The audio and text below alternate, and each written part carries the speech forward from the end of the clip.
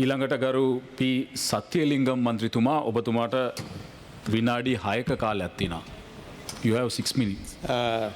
தலைமை தாங்கும் உறுப்பினர் அவர்களே, 8-7 குறைந்து இப்போ 6 குறைந்து விட்டது. அந்த 6ஐயும் கட்டாயம் தர வேண்டும் என்று கேட்டுக்கொள்கிறேன்.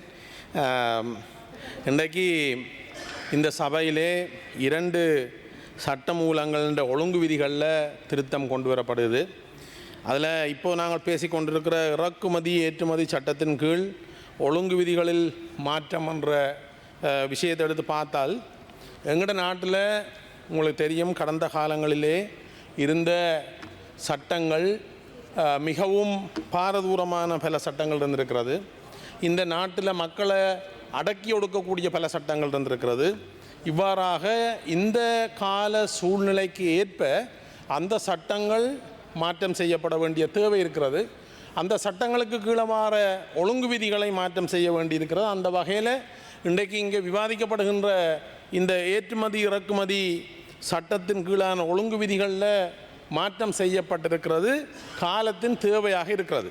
ஆனால் இந்த சட்டத்தின் ஒழுங்கு விதிகளில் செய்யப்படுற முக்கியமான சில விடயங்களை, இந்த மாற்றங்களை நான் இங்கு ஒரு எச்சரிக்கையாக சொல்ல விரும்புகிறேன்.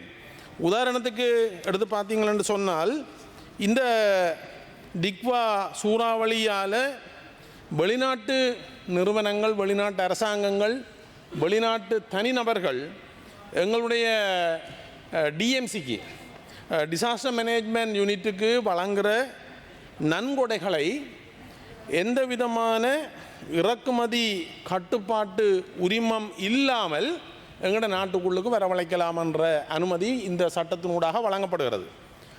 ஒரு எமர்ஜென்சி, ஒரு மிகவும் மோசமான ஒரு சூழல் இருக்கின்ற நேரத்தில் அவ்வாறான ஒரு அனுமதியை வழங்குறதுல பிழை இல்லை. இருந்தாலும் இந்த அனுமதியை தவறாக பயன்படுத்தாமல் இருப்பதை இந்த அரசாங்கம் உறுதி செய்ய வேண்டும் என்று இந்த சந்தர்ப்பத்திலே ஒரு எச்சரிக்கையாக சொல்ல விரும்புகிறேன்.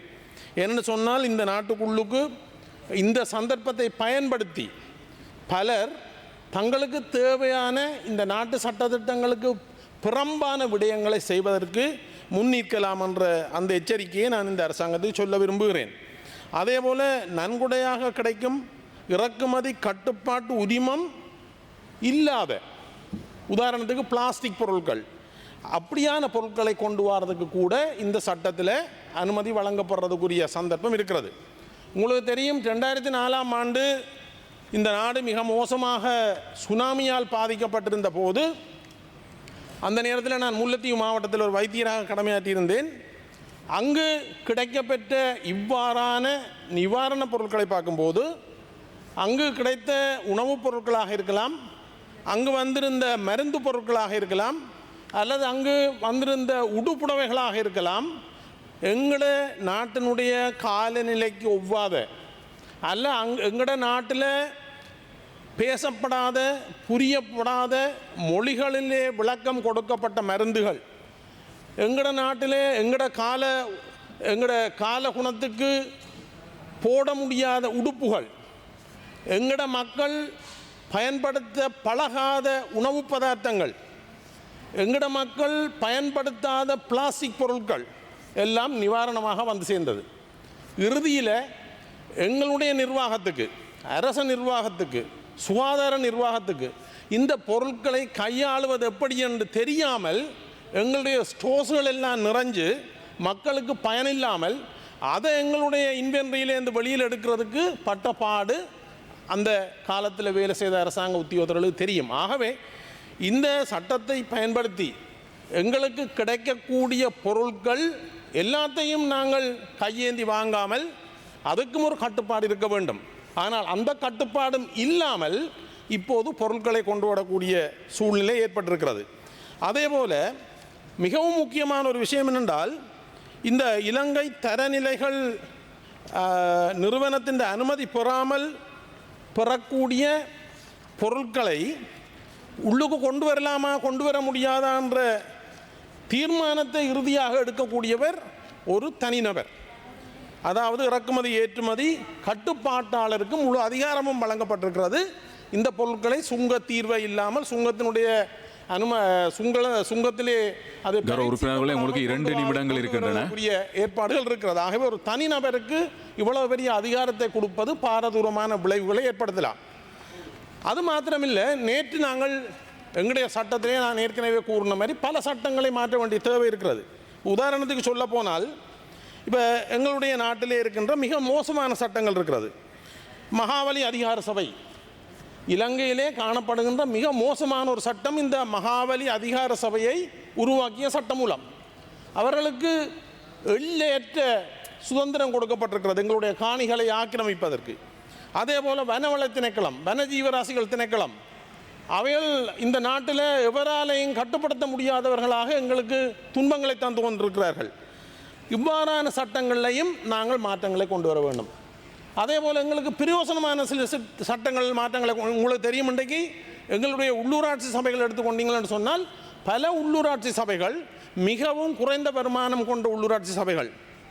அவர்கள் நாங்கள் சிறுவர்களாக இருந்தபோது எனக்கு தெரியும், இந்த மிதிவண்டிகளுக்கு லைசன்ஸ் கொடுப்பார்கள். இப்போது அவர்களால் அந்த லைசன்ஸை கொடுக்க முடியாமல் இருக்கிறது. என்னென்றால் அந்த லைசன்ஸுக்காக உள்ளூராட்சி மன்றம் வாங்குகிற காசு 5 ரூபா, அந்த இலக்கத்தகடை செய்கிறதுக்கு 25 ரூபா வேணும். இன்னும் ஒவ்வொரு உள்ளூராட்சி மன்றமும் அந்த சட்டத்தை நடைமுறைப்படுத்துகிறோம் என்றால் ஒவ்வொரு இலக்கத்தடத்துக்கும் 20 ரூபா போட வேண்டும். நாங்கள் உடனடியாக மாற்ற வேணும். அதே போல் நாங்கள் இந்த சபையில், உயர் சபையிலே நாங்கள் மனித உயிர்களை விபத்துகளிலிருந்து பாதுகாப்பதற்கான ஒரு சட்ட மூலத்தில் திருத்தம் கொண்டு வந்து விவாதித்தோம். நான் பல இடங்களில் சொல்லியிருக்கிறேன். இன்றைய பிரதேசம் வடக்கு கிழக்கு எடுத்து பார்த்தீங்கன்னா வீதி விபத்துக்கு மிகவும் முக்கியமான காரணமாக இருப்பது விலங்குகள், குறிப்பாக வளர்க்கப்படுகின்ற பிராணிகள். நேரம் முடிவடைந்து விட்டது. எனக்கு 1 நிமிடம் தாருங்கள். மிகவும் முக்கியமான விஷயம், அந்த விலங்குகள் இரவு நேரத்திலே ரோட்டில் படுத்திருக்கிறதால பல பேர் இறக்கிறார்கள். எங்களுடைய நாட்டில் யுத்தத்தால் இறந்ததிலும் விட ஒரு வருஷத்துக்கு 2500 பேர் இந்த விபத்துக்கால இறக்கிறார்கள். நான் சொல்லுகின்ற ஒரு சின்ன விடயத்தை செய்தால் பல விபத்துகளை தடுக்கலாம். அதாவது இந்த எங்களுடைய கால்நடை விலங்கு திணைக்களம், சுகாதார திணைக்களம் ஒவ்வொரு கால்நடைக்கும் காதில் ஒரு இயர்டேக் போடுகிறார்கள், ஒரு தோடு, பிளாஸ்டிக் தோடு. உறுப்பினர்களை கொஞ்சம் முடித்துக் கொள்ளும், நேரம் போதாத தன்மை. தோட்டை இரவிலே வெளிச்சத்தில் மினுங்கக்கூடிய தோடாக போடுவீர்களாக இருந்தால் இரவில் பல விபத்துகளை நாங்கள் தடுக்கலாம். ஆகவே நான் சொல்ல வர விடயம், எங்களுடைய நாட்டில் இருக்கின்ற பல சட்டங்கள் மாற்றியமைக்கப்பட வேணும். நல்ல மக்களுக்கு பிரயோசனமான மாற்றங்கள் வரும்போது நிச்சயமாக எங்களுடைய ஆதரவு கட்டாயம் இருக்கும் என்று கூறி இந்த சந்தர்ப்பத்துக்கு நன்றி கூறி விட வருகிறேன். நன்றி கௌரவ உறுப்பினர் அவர்களே.